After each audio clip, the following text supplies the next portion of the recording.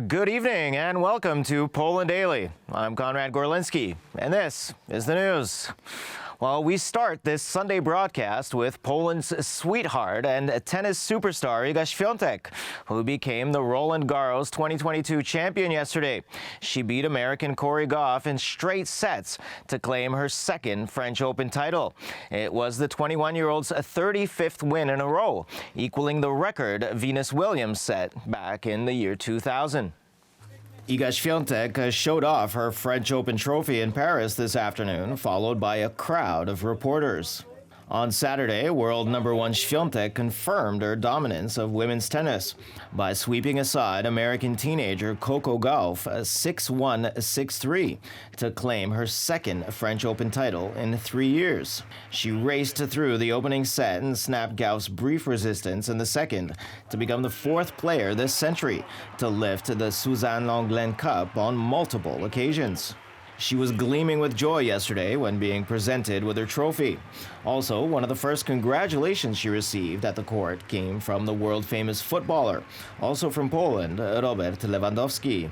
In accepting the 2022 French Open trophy, the Paris Grand Slam tournament champion showed her solidarity with the war-torn Ukraine. The champion turned 21 on Tuesday, and today's victory is the 35th in a row. In doing so, she equaled the longest winning streak since the year 2000, which was established by the legendary American player Venus Williams. Iga Świątek's team consists of 5 people who prepare her for her matches and supervise training sessions. She made it clear that her team is important to her when she wrote a note for them on the lens of a court camera. Świątek won her first French Open on October 10th, 2020. For today's victory, she earned €2,200,000. As part of the mobilization announced yesterday, politicians from Poland's ruling coalition began a tour of the country. Their first target was Olkusz in the Lesser Poland Voivodeship. The group also took the opportunity to speak about the agreement they concluded in recent days with the European Commission regarding the National Reconstruction Plan. At yesterday's Law and Justice Convention, President Jarosław Kaczyński announced a great political mobilization and a tour of Poland. Politicians have no doubts that this is an entry into an unofficial election campaign, even though the election is over a year away. In recent days, the government reached an agreement with the European Commission on the National Reconstruction Plan. One of its conditions was the liquidation of the disciplinary chamber, which is provided for in the amendments to the Act on the Supreme Court. Last week, it was adopted by the Senate with 30 amendments. This week, the changes proposed by the upper house of parliament will be dealt with by the same. Lech Wałęsa also decided to comment on the Supreme Court issue. The former president expressed his disappointment that his ideas were not implemented in the new act. If the European Commission agrees to the KPO, it will be a failure. The union, instead of compromising with Poland, should dissolve itself and, moments later, create a new community based on Germany and France, but without Poland and Hungary. But I was not listened to again, and this is a simple idea. If we wanted to join the new union outside of the rights, we would also have to accept obligations and set them up so that the antics that are happening today won't happen again. In turn,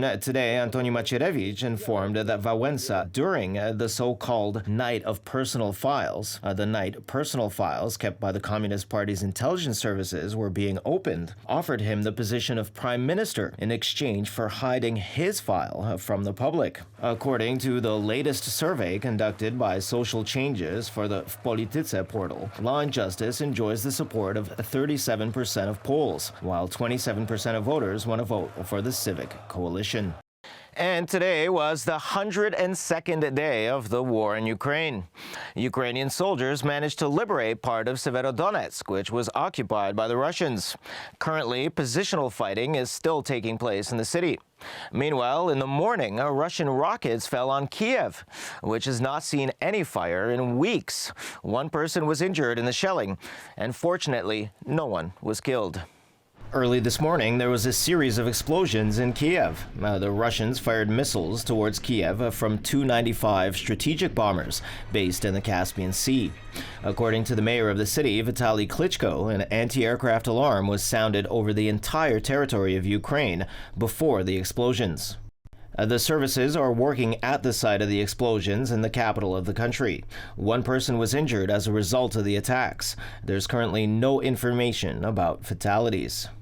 The president of Ukraine, Volodymyr Zelensky, is trying to curtail the tragic consequences of this war. Russian troops fired again on the border regions of the Sumy Oblast, the city of Mykolaiv, towns and municipalities in the Zaporizhia and Kharkiv oblasts. The situation is very difficult in Severodonetsk, where street fighting continues. It's also difficult in Lysychansk, Marinka, Kurakhov, and other cities and municipalities of the Donbass.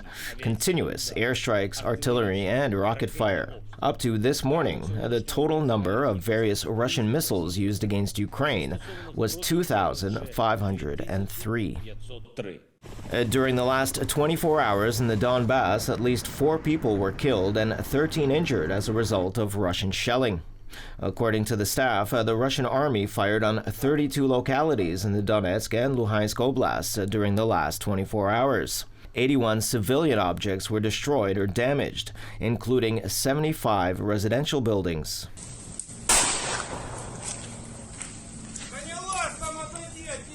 The advisor of Mariupol's mayor, Petro Andrushenko, announced that they now have a very limited water supply. Mariupol, current status. To get drinking water, you have to join the queue. The queue has been going on for 2 days, so drinking water is now, at best, once every 2 days. During the last 24 hours, Russian troops suffered the greatest losses in the Bakhmut region. As reported by the Ukrainian Ministry of National Defense, Ukrainian artillerymen destroyed the Russian army's depots of fuel, equipment, and ammunition. In turn, the General Staff of the Armed Forces reports that from February 24th, the Russians lost, among others, over 31,000 soldiers, 210 aircraft, and 175 helicopters. The U.S. ambassador to Ukraine, during her visit to Borodyanka, assured that her country would support the Ukrainian authorities in the investigation of war crimes committed by Russian soldiers. We're providing a lot of expert assistance. We do have a special advisor on war crimes who works in the State Department, Beth Van Schaak, and she and I actually met before coming here, and she is working directly with the Prosecutor General and leading our efforts. And we are also using many other mechanisms in order to support this process. And I can tell you, I personally will make sure that we here on the ground do everything to support it through various U.S. government mechanisms.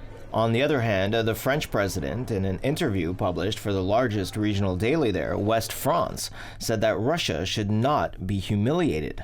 I think, and I said this to Vladimir Putin, he made an historic and fundamental mistake for his people, for himself, and for history.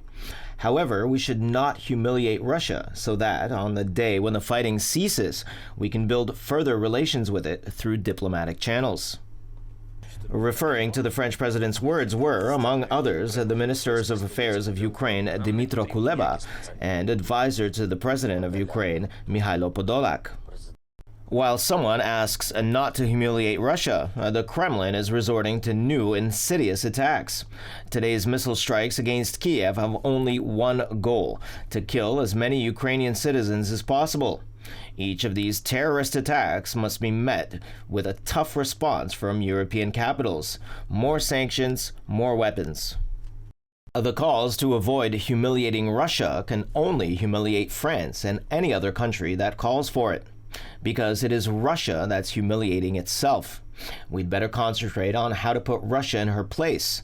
It will bring peace and save lives. The French president emphasized that he would do everything he can to get the grain out of Ukraine. The AFP agency recalled that the words of the French politician were in opposition to the earlier statements of Vladimir Putin, who assured that all reports of Russia blocking Ukrainian ports were fake news spread by Ukraine. Finally, a constitutional referendum is taking place in Kazakhstan. Voters are to express their approval or disapproval for a series of constitutional amendments. These reforms were proposed by the ruling president, Kassym-Jomart Tokayev, following violent unrest, which took place back in January. Kazakhstan voted on a constitutional reform today, promoted by President Kassym-Jomart Tokayev as a step towards liberalizing the tightly run oil-rich nation, although it would still leave key powers in his hands. The reform is likely to give the 69-year-old Tokayev the political capital he needs to run for a second term in his country, which is closely allied with Russia, but this time without the backing of his former patron and predecessor, Nursultan Nazarbayev. We have a lot of work ahead of us. We need to implement the constitutional provisions we're working for today to introduce changes to the legislation with regard to the parties and the parliament. I think that our parliament will get the job done. Although in power since 2019, following Nazarbayev's abrupt resignation after 3 decades in power, Tokayev has only fully emerged as an independent figure this year after subverting an attempted coup in January and removing Nazarbayev and his relatives from key positions in the government. Aside from the moves to decentralize decision-making and allow greater representation of various groups in parliament, the reform will also strip Nazarbayev of his national leader status, which granted him lifetime privileges. In a video released by Nazarbayev's press service, the former president came to the vote accompanied by a group of bodyguards, and after casting the ballot, left without any comments.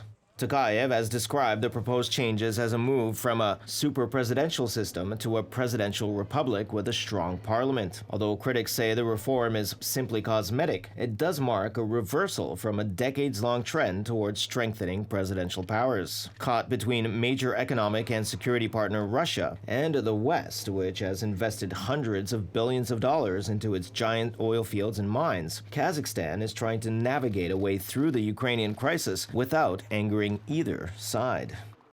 As usual, thanks very much for joining us this evening. Please stay with us for Poland Daily Weather, Poland Daily Business, and other programs.